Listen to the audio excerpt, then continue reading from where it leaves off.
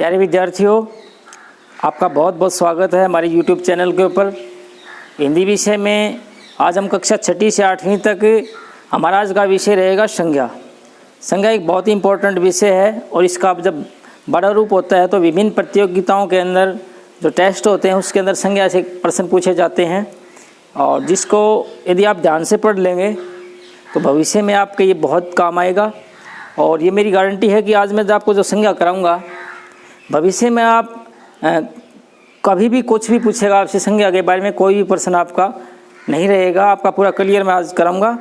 क्योंकि संज्ञा हम तीसरी क्लास से पढ़ते हैं और चौथी में आती है, 5वीं में आती है और 6ठी में भी आती है, और एमए क्लासेस के अंदर भी संज्ञा का प्रश्न आता है और कंपटीशन क्लासेस में भी संज्ञा से प्रश्न पूछे जाते हैं। लेकिन जो वर्गीकरण है, संज्ञा के भेद हैं, उसके बारे में भी हम चर्चा करेंगे और संज्ञा के बारे में चर्चा करेंगे।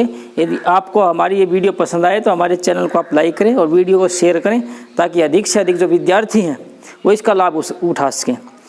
आज हमारा जो विषय है वो है संज्ञा का, संज्ञा के भेद या संज्ञा। पहले हम संज्ञा की परिभाषा को देखते हैं। संज्ञा किसे कहते हैं?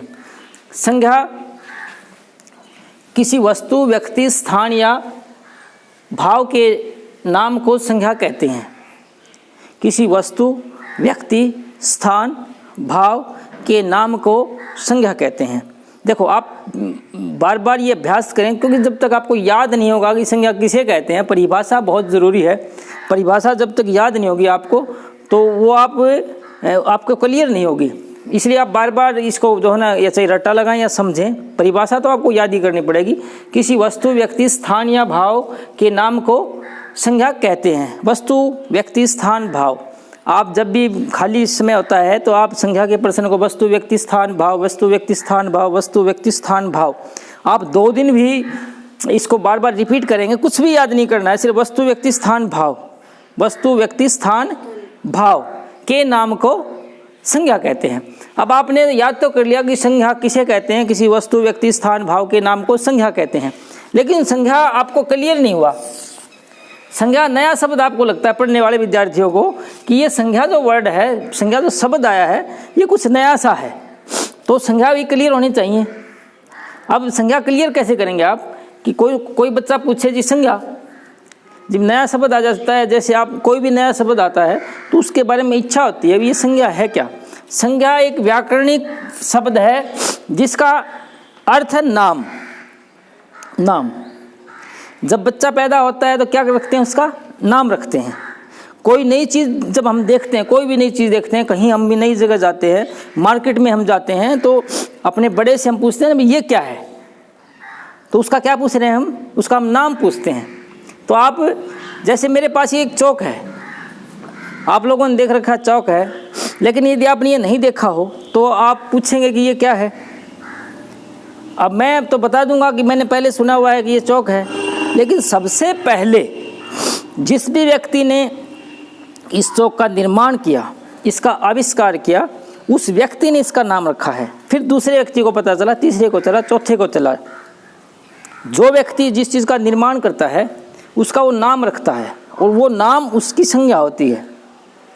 समझ में आ गया आपको? जैसे मैंने ये डाल रखी है शर्ट, अब पता है शर्ट है, लेकिन पहली बार किसी दर्जी ने जब इसको सिला होगा तो देखने वाले व्यक्ति ने पूछा होगा भी क्या डाल रखा है, तो उसने पहली बार बताया होगा कि ये शर्ट है।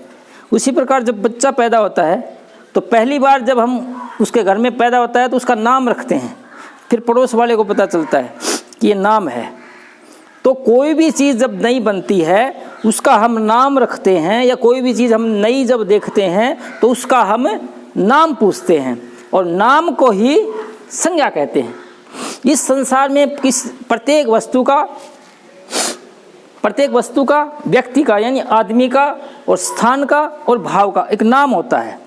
तो हम प्रश्न को क्लियर करें कि किसी वस्तु, व्यक्ति, स्थान या भाव के नाम को संज्ञा कहते हैं। अल्टरनेट यानी सभी आखिर में निष्कर्ष निकलता है कि संज्ञा का मतलब होता है नाम, और इंग्लिश में हम इसको नाउन भी कहते हैं। मैंने आपको बताया कि संज्ञा आप क्लियर कर ले, किसी बार बार इसको अभ्यास करें। वस्तु, व्यक्ति, स्थान, भाव, वस्तु, व्यक्ति, स्थान, भाव, वस्तु, व्यक्ति, स्थान, भाव, आगे आगे के नाम को संज्ञा कहते हैं। अब हम इसके जो है भेद के बारे में चर्चा करेंगे। यदि आपको ये समझ में आ गया कि संज्ञा का अर्थ होता है नाम, इंग्लिश में इसको कहेंगे नाउन, नेम। और नाम किस चीज़ का होता है इस संसार में? या तो वस्तु होगी, या व्यक्ति होगा, या स्थान होगा, या भाव होगा। इनमें सारी की सारी संज्ञाएं, वस्तु, व्यक्ति, स्थान, भाव में सारी की सारी संज्ञाएं आ जाती हैं।